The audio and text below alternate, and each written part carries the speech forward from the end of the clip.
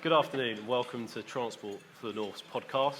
This is, for those of you not in the hall right now, which is obviously, I feel sorry for this, our live podcast here in Liverpool at our 5th annual conference for Transport for the North. And our podcast today is about a very important issue. As you probably see, if you're not here and you're listening at home or anywhere else on our podcast series, you'll probably notice that Transform the North is the main theme of our conference and also our reason d'etre as an organisation. And this podcast, we can have a whole event and conference on it alone. And our theme today is how can we transform diversity in transport? And as I say, we've got a great panel for you today. I'm not going to do too much talking. I'm going to try and leave it open to the panel as much as possible. And for those who don't know, my name's James Mills. I'm Head of Communications at Transport for the North. I'm just going to introduce the panel to my left and let them just say who they are and a bit about the organisation, and then we're going to go straight into the podcast. So to my left, it would be... Good afternoon, everybody. I'm Tracy Brabin. I'm the Mayor of West Yorkshire. Good afternoon, everybody. I'm Antrobus. I'm the Northwest Director for the Institution of Civil Engineers. Good afternoon, everyone. I'm Sonya Byers. I'm the Chief Executive of Women in Transport. Good afternoon, everybody. I'm Mark Cutter, and I'm the Chair of Northern Rail's Accessible User Group. Good afternoon, everyone. I'm Viren Lad. I'm a Senior Engineer at SCP Transport and also the EDI Officer for CIHT. So thank you for that. As I was saying, this is all about how we're going to be exploring how the North can lead the way in improving diversity in the transport sector and what needs to be done to welcome a broader range of people into our vibrant industry, as well as help transform the region in general. So with further ado, I'm going to open up a question and then ask everyone to speak to it briefly. And then once you finish those line of questions, we'll put up a bit of Q&A for those in the room who'd like to answer questions. So first off, I'd like to ask, why is it so important that we do transform diversity in the North? If I could start with you, Mayor Brabin. Well, let's look at the landscape currently, that within transport in this country, 22% of the workforce are women. And as the only Metro Mayor who's female, this really zings out as something that doesn't seem right, when actually 47% of the UK's workforce is female. And why does this matter? Because the problem is that when we're designing routes, when we're designing timetables, unfortunately, those from a diverse community and women, we feel like we're an afterthought in that design. And you saw recently when government were talking about closing ticket offices across the North, and across the country. Together as mayors, we stood up and fought for our citizens' rights to be able to access a ticket office. But it wasn't us that really made the change. It was those communities, those campaigners with lived experience that made the difference. They were the ones that were saying, we will not travel if we do not get access to be able to get a ticket and advice from a ticket office. I'm also ashamed, as the Mayor of West Yorkshire, that too few of our stations in West Yorkshire are fully accessible. But this is actually part of a bigger problem of investment, particularly in the North and in transport. We haven't had that innovative investment in new stations, new trains where they're level to the platform, those new lifts that will get people up and down to platforms. We need that investment in order to really address what is a moral imperative that we have to allow transport to be accessible to all. Because transport accessible to all means all have access to skills, to culture, to housing, to opportunities, to jobs. And if you don't get transport right, if it doesn't represent the people that we hope will use it, then you are absolutely cutting out whole swathes of your community. And that's not right, and that's definitely not the approach I take in West Yorkshire. And I know the mayors across the North are particularly exercised about this, that we don't get the money, we can't implement the things we need to do. Thank you for that. And as I say, Mayor Brabin is part of the Rail North Committee, as well as Transport for the North. One of the things the Transport for the North board are currently looking into is accessibility to stations. And one of the stats that sticks out for that is only like out of 543 stations across the north of England, 287, 53%, only 53% have step-free access throughout the entire station. And what's even more shocking in that figure, 8%, which doesn't sound like a lot, but is actually 46 stations, have no step-free access at all. And I think, as Mayor Brabin was saying, it's so important that you have that accessibility aspect to it. And it's something, the everyday bit of work that members of our board are doing that you might not necessarily see is trying to solve problems like that. And if I can move on to Emma, would you like to come into this question and see, again, and bring out why it's so important? Yeah, I think as a representative body of civil engineers, we're doing an awful lot to try and get much more diversity in the sector. It's not great at the moment, it's sort of about 16, 17%. But what's really encouraging is in some of the younger members that we have, that's up to 30%, still nowhere near half, which is where it should be, but it is moving in the right direction. And that allows for just taking that step back in terms of designing infrastructure for transport, that actually it's people who understand the issues in a much more wide sense that allows for that better design, better understanding of what the user experience is going to be. So inclusivity is absolutely key, and bringing in that diversity of background as well as all the other protected characteristics, I think is absolutely vitally important. And we're working really hard to try and make that work so that we can really push forward on that value for money prospect of building new infrastructure. Yeah, no, and I think that's a very important point, because successive surveys come out and show that, in regards to women in particular, that although it might come across in peak time, there's actually high levels of male usage. There's also a sort of female penalty, if you like, or premium, because there's a lot of women in part-time work, for example, using public transport, and therefore paying sometimes higher costs for it proportionally to income. So it's, that infrastructure aspect and accessibility sort of are conjoined to make sure there's better accessibility to it. But I think on that point leads into Sonya, if you could give a real reason for women in transport, why we need to re-tackle that issue. Yeah, so obviously we do come from a gender perspective, but there's also issues in transport as a whole around not having a representative workforce, because we do have just the nature of systemic change and an ageing, mainly white, mainly abled workforce in transport across all disciplines. And that's a problem because we don't have then the skills that we need for the future. We're not attracting or retaining the people that we need for the future to meet the needs of the system. And we also don't have representation. So I agree, both Tracy and Emma, it's, you know, we're not designing spaces, places, our infrastructure around the people that are using it most. And that includes young people, people with disabilities, and also, you know, the majority of bus users, for example, are women. But we don't have representation within the workforce. And that's despite years and many, many initiatives and campaigns. There's a huge body of data, there's a really good body of data from National Highways that shows that the number of women in transport, for example, in highways, has remained static since 2016, despite, you know, significant effort. So it needs more than performative action. It needs collaborative effort, it needs targets, it needs real innovation and change. No, we've just been talking also about access and representation, and I think both those elements would be great. Matt, if you could also give us an aspect there, why, again, is it so important in response to people from... That's great. I'm just going to correct you. My name is Mark, but I mumbled when I introduced myself because of my disabilities, and I do apologise. So it's great to hear my colleagues talking about the need for design and talking about accessible stations and the step-free access issue. That is such a big deal. But you know what? There's more to accessibility than physical disability. Now, for those people listening at home, I walk with sticks, I have braces on my legs. That's a large proportion of stations in the north that I can't use. But it's also a large proportion of stations in the north that people can't use if they have luggage, if they have children. Step-free access is a major issue for all parts of society. And one of the things we need to learn and realize in this industry and other industries is that questions of accessibility are just not for the excluded groups. They're just not about disability. It's about making transport, in particular, better for everyone.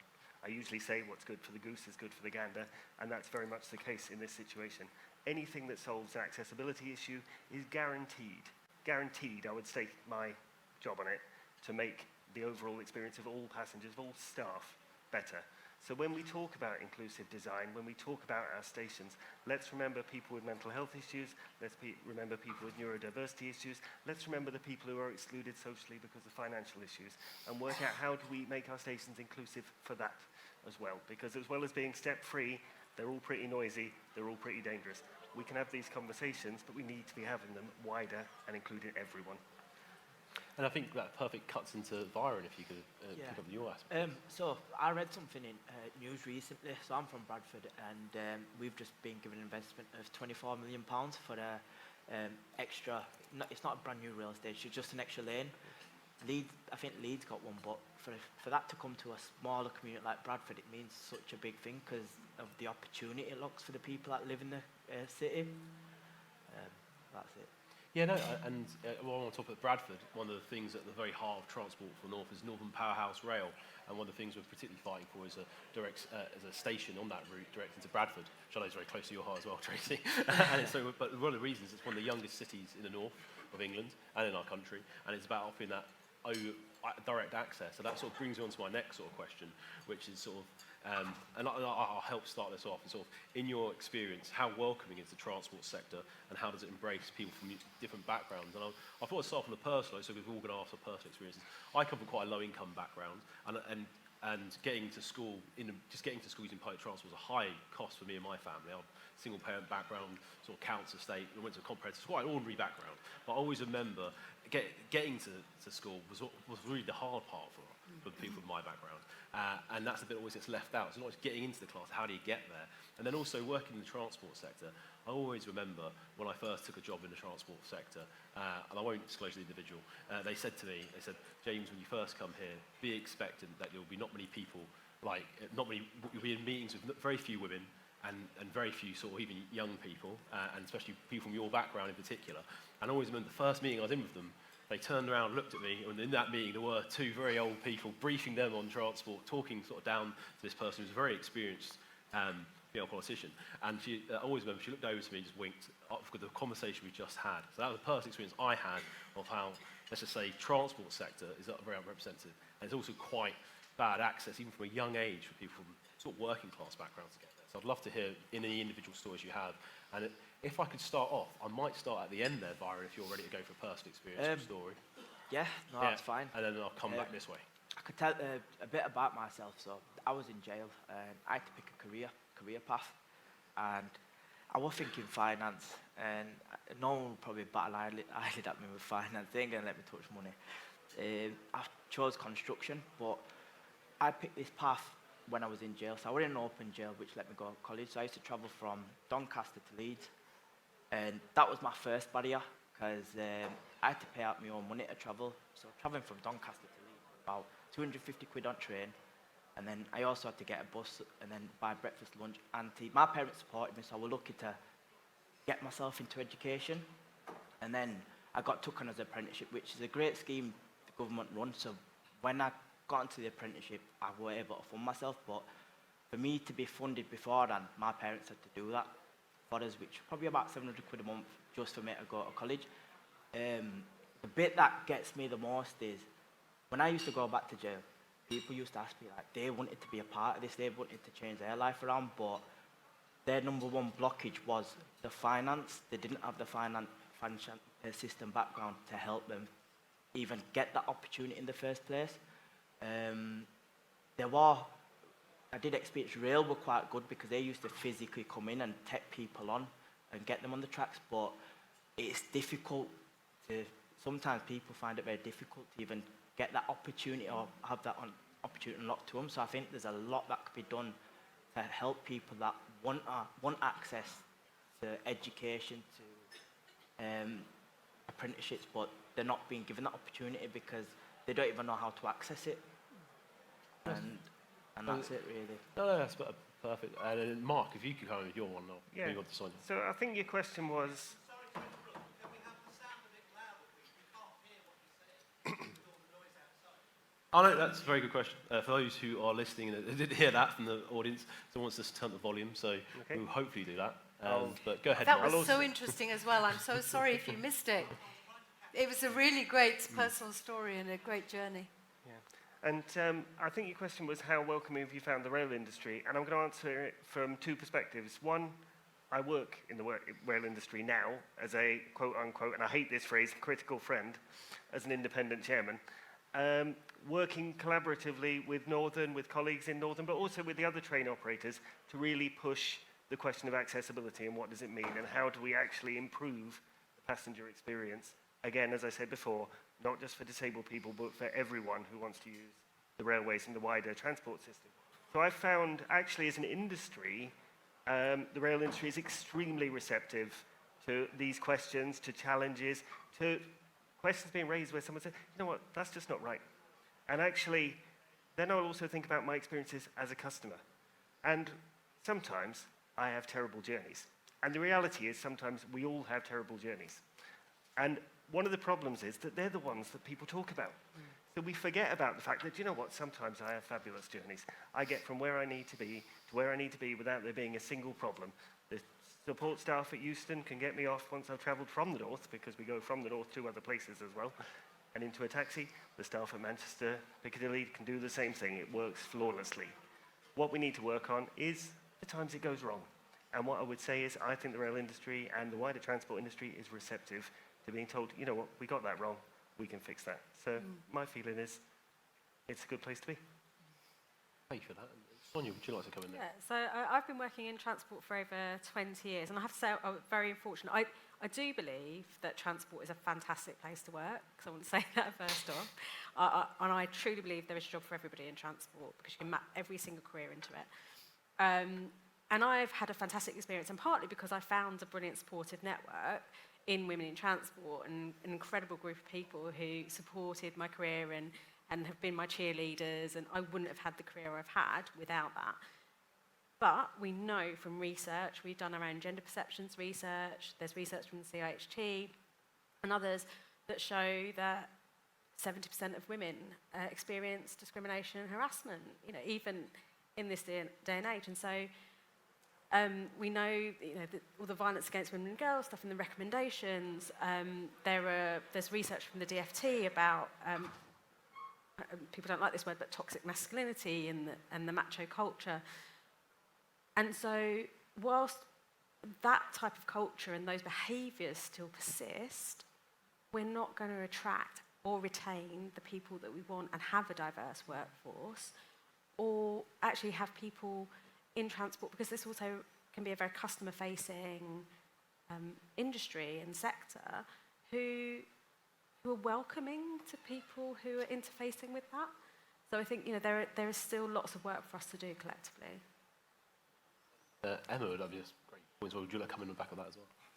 Yeah, it's the story about transport is quite similar for the whole of infrastructure, in that there isn't enough diversity, and there's quite a strong stereotype about particularly engineering and what jobs that might actually entail. So there is a lot of work going on, and unfortunately people do still suffer discrimination in the workplace, whether it's about being female or about other characteristics. Personally, I've never kind of experienced that, but I don't work directly in transport. I think the whole industry understands it needs to change, is open to change, but they don't always know the best way to go about it. And I think there are lots of initiatives, and sometimes I think we sort of get a little bit over-initiatived, if that's a word. But actually, it's that collaboration of people coming together and talking, and explaining that, you know, people do have different experiences, and every experience is valid, that we have to keep challenging what is perceived as the norm, to keep the door open, keep attracting people, but also working on retaining them as well, because, you know, on the face of it, there are some fabulous looking careers, but if you then come to work and find you're being discriminated against, or it feels like a toxic environment, then you're not going to stay. So there are different companies, different organisations that do things really well, and I think we just need to change some of those stereotypes, change some of the thinking, and allow some of that more. I don't want to say progressive, because it's not progressive. It's actually treating people fairly, but allow that fairness to really permeate all levels of all organisations to achieve something that's better. Thank you for that. Mayor Brabin, is there something you'd like to bring on a personal experience? Yeah, well, I'm a commuter. I use the trains and I use the buses. So when there are ghost buses at the stop, and I have friends now in high places, and I can text them and say, the bus hasn't arrived. They say, no, it's supposed to be there. Like, I'm stood here, it hasn't come. And when buses go past me, or they come 3 at a time, or they're out of sync, I'm able to use that experience to inform the work that we've done on the buses. And March the 14th, I'll be making the decision whether we're going to franchise the bus network in West Yorkshire. But just to Sonia's point, if I may, I think in these leadership roles and in transport, I think there's not enough said about our lived experience being our superpower, and bringing that lived experience into those roles. And somebody with a disability has a better understanding of what we should do in transport than I do. And certainly, as a woman who has experienced sexual violence, that 86% of women have experienced sexual harassment in public has meant that I've been very focused on the bus network and our transport network being as safe as possible to entice women who walk more than men and take more short journeys than men to use the buses. We have the lowest car ownership in the north, in West Yorkshire. So people are using cabs because they're afraid of using the buses. So I was able to use what's called the apprenticeship levy share scheme, where people, big companies who are going to give their money back to the Treasury because they can't spend it on apprentices, they give some of it to us to then give to others, SMEs, training and so on. But we've been able to train 11 police community safety officers to add to the ones that we've already got. So we've got 15 now, absolutely dedicated to the bus network. And we have a bus safety app. So when you've got your M card, which is like the Oyster, you can tell us where you feel unsafe. And we can then use that data to identify where we need our PCSOs to be on the bus network. But it is through the lived experience that made me realize that women aren't using buses in the way that they can. But also, just finally, that understanding that women use buses more often for shorter trips. I think to your point about the gender problem and the unfairness, being able to say we were the first, trailblazing, we were the first in the country to bring in the £2 capped fare, the day ticket, but alongside that, the 450 day saver, we have a number of bus operators that had different ticketing, so we could now say on the day saver, any bus, anywhere, across West Yorkshire, any number of journeys, you will only ever pay £4.50.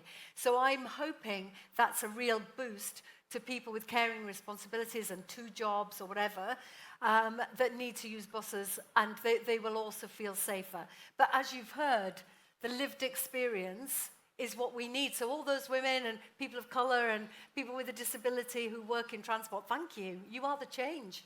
We need more of you. And thanks. I was going to say, like, I'm a real big fan of the capped pricing.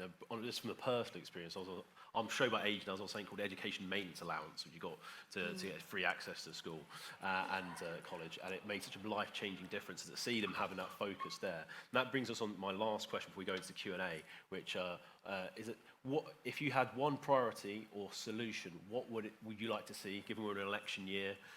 What would you like to see for transport? And I'm going to be cheeky as chair and say, as TFN, one of our big missions to transform the North is about tackling transport-related social exclusion. There's just over 3 million people in the north of England who suffer from this, and these tend to be people from many of the groups, not just disabled groups, low-income groups, women and people from economic backgrounds in the north of England who just can't access the economies in the local area to improve their lives and a better standard of living. And it's one of the big things that's driving TfN. We want to tackle that. We're trying to put a plan together to knock out 1 million people off that 3 million over the next 20 years, our strategic transport plan. So I'm going to be cheeky and say having more of a priority of that in central government is what TfN would like. But I'm going to open up to the rest of the panel. And can I be cheeky and come to you first there, Yeah, Brabin? sure. I mean, we're not dissimilar, James. And I think using social value as your matrix for decisions about where to put the funding as opposed to profit or political headlines, I think that would be a game changer. And also, just if I could have two, please do not U-turn on the investment in mass transit. It's going to be a game changer for West Yorkshire. Oh, great. And Emma?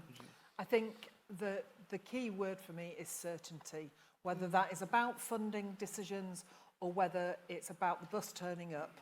It's about having certainty across transport that will allow people to actually access it. And I just wanted to add one thing about the £2 fare, is that, yes, it's more accessible for people on low incomes, but it's also that kind of mechanism that will allow people who are a bit scared about going and getting on public transport because they're not sure. And that is much more inclusive in terms of the way that it's open to everybody. You don't have to worry about what do I ask for? What have I got the right money? Have I got, certainty, it's a game changer. And Sonya? I think in an ideal world, I'd see better funding for transport as a whole, because so often we talk about initiatives and everything else, but we expect people to just get on with it and squeeze out of nothing in the air. So better funding, but also I would have a second thing, it's collaboration, because I think collaboration is the only way we're going to see a truly integrated, inclusive transport system that works for everybody. I'm delighted to have heard us talking today about accessible stations and actually affordable travel, which is really what we're talking about when we talk about social exclusion. But I'm going to copy the mayor, if I may, and have two. And they're a bit unusual, because I'm going to assume, because I'm stupid, that we're going to get accessible stations already done. The mayors have got that sorted, they're going to get the money. Let's assume that's going to happen. It's an election year after all. You've got it, whatever station you want. It's comedy time. But when we've done that, great. But we need to get people on the trains. So make the Wi-Fi work and make it better. And some people might think, well, why is that? Well, do you know what? If you've got a physical disability and you need help, if the Wi-Fi is working on the train, you can get that help. You can ask for that help rather than worrying that your 4G is not working. If you're neurodiverse and you're feeling agitated, you can find something to self-soothe on a decent Wi-Fi system. You can check where you are. My particular neurodiversity, I get lost, which is not great when I'm a travel person. So I can work out where I am, and I need to check that fairly frequently. In fact, I travel with a human being to make that work. Make the Wi-Fi work, solves that problem. Traveling with children, internet, easy parenting. I've got 4 children. So yeah, make the Wi-Fi work. I think that is essential. It's also really important for ticketing, for buying things. Just make the Wi-Fi work at stations and on trains. It's a no-brainer. Also, if there's danger, you can call for help. The other thing I'd do, which is possibly slightly unusual, is invest really heavily in the mental health of staff. And you might say to me, why is that an accessibility issue? Well, the transport system is an ecosystem that involves staff, passengers, and the infrastructure around it. If either of the two human bits is having a bad day, or frankly the infrastructure bits, everyone ends up having a bad day. When we're talking about accessibility issues, there's nothing worse than a member of staff who is having a bad day and a customer is having a bad day clamped in together. So I would invest really heavily in all branches of the transport system in mental health for the staff, because that is an accessibility issue that will have a massive and positive effect on the accessibility for the customer and the user. So they were my two. Thank you. Very good. As a father of 3 young children, I fully support you of having some way of entertaining young children on public transport. And on the issue of ridership, I'm going to plug something else. TfN is going to be doing a campaign specifically on increasing ridership on public transport, so watch this space. We'll have another podcast on it in particular. Lastly, Viren, can I come to you? I'm going to keep this short and simple, but for me, I think funding, which we've covered, and safety, I think people want to travel where they feel safe, so having that extra person on board, it means a lot. It gives people confidence to travel. So something that I seen this morning was when I went on the train, there was someone that got a platform out for someone for the wheelchair user to use. who's going to help that person if that person's not available? So are they going to be scared to travel in the future? So those are my 2 points. Thanks for that. And they were all great suggestions. And by the way, this podcast is listened to. We do check the figures by people who work at the Department for Transport. So if you are listening, Mr. Harper and others, here's some great suggestions, as well as Louise Hayes, Show Transport Secretary, and any other party who would like some ideas. Right, we've got a few minutes left. So we're going to throw open some questions from the audience. A colleague of mine, Tony, is just there, the roving mic. However, just to pre-warn the audience and those who weren't here this morning, we've had some technical issues. So if the mic doesn't work, hopefully it does. If it doesn't, please speak louder. And if not, I'll try and repeat your question and listen very carefully. So please put your hands up if you like a question. I've seen one at the front here. I'm going to do them in twos, if that's okay. So I'm going to do a lady here at the front in red and the woman just behind her in blue, please. If you could say your name and sort of where you're from, I'll do my still a bit. Hi there, I'm Laura Crane from Cheshire East Council, and the lived experience element really hit home, Tracy. I became a councillor because I didn't see anyone representing me inside of our council. There was nobody who was disabled or appeared to be disabled, hidden disabilities, I'll quickly add. I didn't see people with 4 young kids. I didn't see any of that, and I didn't hear my voice being used to change the world, really. So I decided my voice needed to enter the world. So on that lived experience, I think one of the things that we have a problem with, certainly in Cheshire, slightly more rural than many of the people who are sitting on these panels today, it's end-to-end connectivity. Because for me today, I got in my car to get to the railway station. It cost me more to park my car than travel in on the train, and than it would have done if I'd just driven in and parked in a car park that I know round the corner that's quite cheap.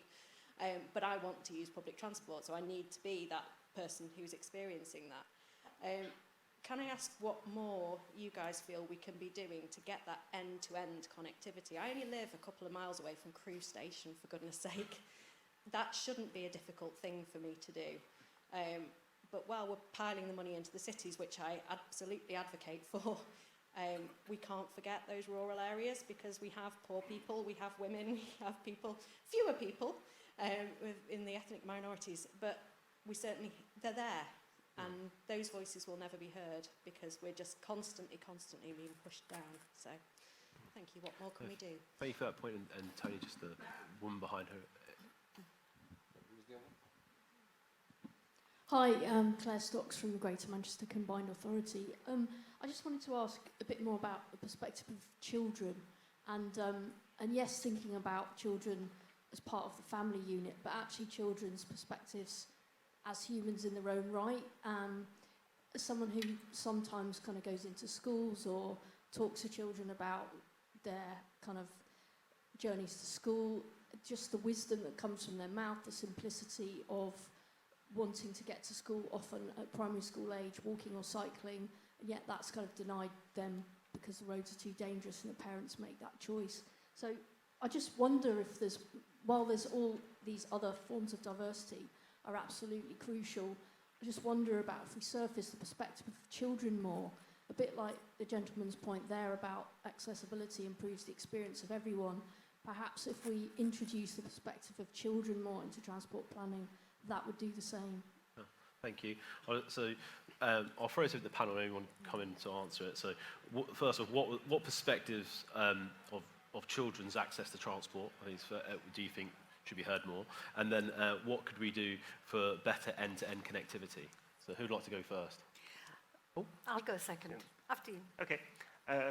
So the children point I think is really interesting. I travel with children quite frequently. Some of those children also have disability issues, hidden or otherwise. And their perspective I think is actually missing from the conversation. Now, I didn't look to see if anybody from the directorate level at Northern is here, but I actually have an idea about including the children's voice within the work that we're doing around accessibility panels, and it's something that I want to actually explore, because I'm also aware from discussions with revenue protection officers, for example, that children on their way to school could be likely candidates for dodging the fares. I don't want to be slanderous, but I've heard this said. And I want to understand why that is as much as anything else. So when are children travelling? How are they travelling? Children with or without neurodiversities, can be completely flummoxed by a ticket machine.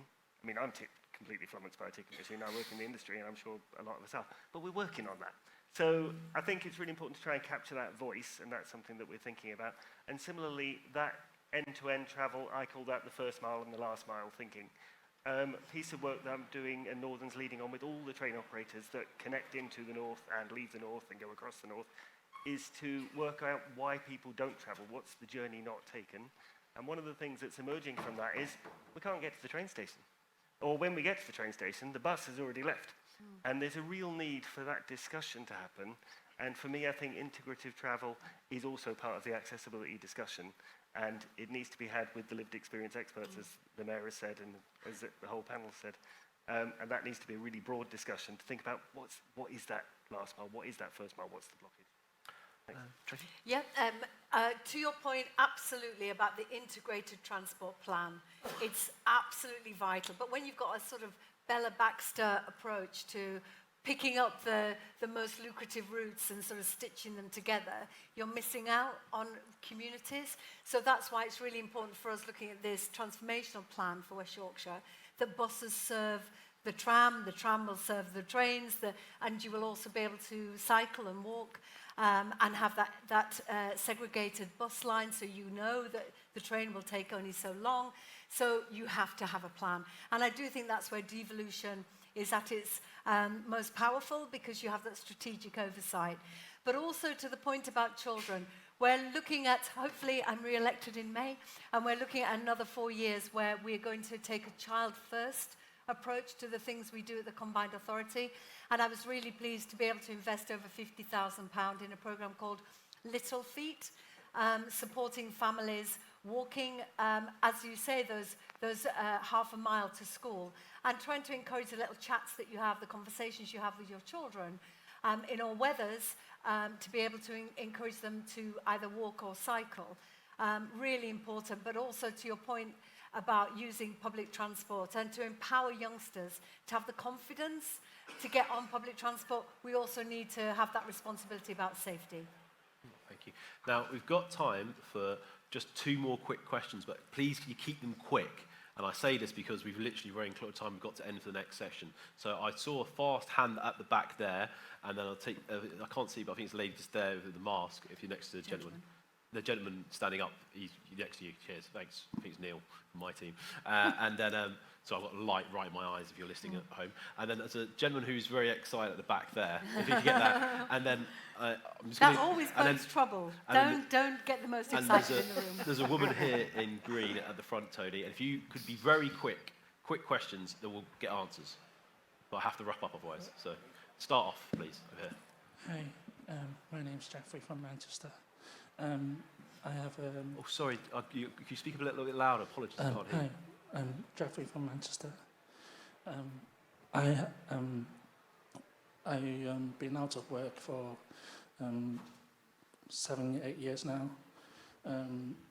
I've been trying to find suitable employment in the transport, but because of my learning disability and because of my experience in university in Ono, I just find it's ever so difficult just to talk to someone that I have ideas I want to bring to the industry. For instance, customer experience, safety, diversity, and not just that, but also things I want to bring. Liverpool has a commission on high-speed rail station. I want to offer my ideas. I have so many ideas on my computer. I don't even know if I have them all. But I want to give them to Steve, Andy, Tracy. But because of my, what I've been unable to just find someone to listen to me and get my voice heard, then, I just, it's really hard to, have a life, really. No, I'm sorry to hear that. Very sorry. I'm sorry to rush you. I don't mean to. I want to make sure everyone get heard. But thank you. That's a very lovely contribution there. I'm just going to move over, Tony, to the right then. Guys, if you could be really quick with questions so we can get turnaround answers for you. Yes, thank you. My name's Stuart Roebuck, I'm from West Yorkshire. I'm just a normal member of the public who has got a passion for transport across the north. Mine's purely to do with access, and it really annoys me, and it's a case of, to stations, sometimes we tend to tick a box and spend the money incorrectly. Mayor Brabin, I'll know the station I'm talking about because when she was the mayor for Batley. Tonight when I leave here, I'll go back to Dewsbury railway station. Transpennine spent millions of pounds, probably 10 years ago, installing lifts for people with disabilities and wheelchairs. Unfortunately, the lifts are only operational when the ticket office is open. So anybody who has a wheelchair, they can't use the lifts. So when I go home tonight from Liverpool back to Dewsbury, if the ticket office is shut and somebody has a wheelchair, they've got to travel 10 miles to Leeds, get the lift onto the other platform so they can come back in the opposite direction so they can get off the station. That then means that people with disabilities who need the lift don't use the station where I can just turn up and go. Yeah. They can phone and they can get assistance, and the staff at the station are fantastic, but if they're not there, the lifts are out of action. And it just seems to me that they spent money, they've ticked a box to say that it's disabled friendly, but it isn't. They should have spent more money on lifts which can be operated when staff aren't there. And I'm afraid Dewsbury will come out as being, it'll have ticked the box to say it's disabled friendly, whereas it isn't. And it's just that we're not spending the money in the right way, but we tick the box to say we've done it and we haven't. Can I just pick up that one question? And thank you for your compassion, by the way, for others who can't travel because the lift isn't working. I worked with, when I was the MP for Batley and Spen, there was a Paralympian raised this with me, and he had to go from Dewsbury, went in the cold, waiting for hours, and then they sent him to Leeds, and then they got him a cab back to his house. It's nonsensical. Should we speak afterwards, and we can pick that up? Yeah. And then last question's going to go for the person who's waited patiently here, woman just here in green, and then I'm going to try and do quick responses from the panel, if that's okay. So I'm going to get shouted at. The question is just, are you aware that my name's Jack Copley, I work for CPRE, the Countryside charity, and it was just to ask the question, are you aware that CPRE did a report on every village every hour, extolling the benefits, so basically 2.7 billion could be saved annually, nationally, if that actually happened because of the benefits of connecting people and getting people out of the cars and freeing up. So it was more of a raising awareness. And also, there's also the good example of Andy Burnham with the franchising of the buses, and that 16 to 18-year-olds in training and education, they benefit from a free bus travel pass. My son is very much enjoying it now he's at college. So there are examples there. No, I agree. And I'll quickly summarise and I'll throw over to the panel. I think one was about how you get more involved in working in transport. And I think any suggestions on that, and if not, I'll come back. And secondly, I think Tracy, you sort of got the real knowledge ownership there. Yeah. so hopefully you'll be able to. But then secondly, I think it was more, are we aware of the CRPA report? And I think it's more about rural connectivity. Yes. Thank you very much. So anyone wants to jump in quickly? Byron. I think from an educational perspective, to get involved in education, there's a lot of fairs that go on. So I know there's a lot of colleges. So I went to Leeds College of Building, and what they offer is they get involved in fairs, but it's about knowing where they are. But it's having. We can have a chat after this, and we can have a conversation of how I might be able to help you. Get involved and to understand what other companies offer. Because there's colleges where businesses actually come in to take people on. So if there's something that you'd like to specialise in, you can get involved in that. So we can have a chat after. That's great advice there. And do you want to quickly come in here, Mark? So I think it's really important to think about the design, as the gentleman said, of stations. And what's happening now is that the train operators, the bus companies are bringing in disabled people and lived experience experts before they build, before they order the trains. So hopefully we'll see a bit less of that happening where the lift is set up because somebody hasn't thought about it because they're trying. But we're going to keep challenging, and it's really good that you said that. And similarly to the individual who was feeling their voice isn't being heard, we're here to listen. Mm-hmm. And there's all of us here would say that, I think. So send emails, talk, and we can have a conversation. Good point. Anyone else like to come in for final points? Just to say, I think it's really important to have hope. as well, that we can see transformation in transport, because there are lots of examples of it happening elsewhere in other countries where they've had radical change, they've had the investment, they've had the will and the action, and I do believe that we can get there. Yeah, I think just to take that point, there are different experiences in some of our devolved nations as well, in terms of that. I think ultimately it comes down to collaboration. Let's keep talking, let's bring everybody into the conversation, and see where we can get to with it. Yeah, brilliant. I think it's been a great session. Thank you for hosting it, because these conversations really need to happen, and you can see from the questions people are passionate about it. And we'll continue to do, hopefully, what devolution says on the tin is be the voice of the people we represent. You know, mayors live in the community, they live like the people they represent. The fact I commute, I think, has given me a unique experience of TransPennine particularly, and also the Boss Network. So I think listening to you, working together collaboratively, there is hope for change. I think that's a great note to end on our Transform the North theme for the Transport for the North podcast here. If you haven't heard of us before, you can find us on all good and bad podcast providers. But I'd like to end with a big round of applause for our panel, because it's a great topic, it's a great speaker. It's so cool down.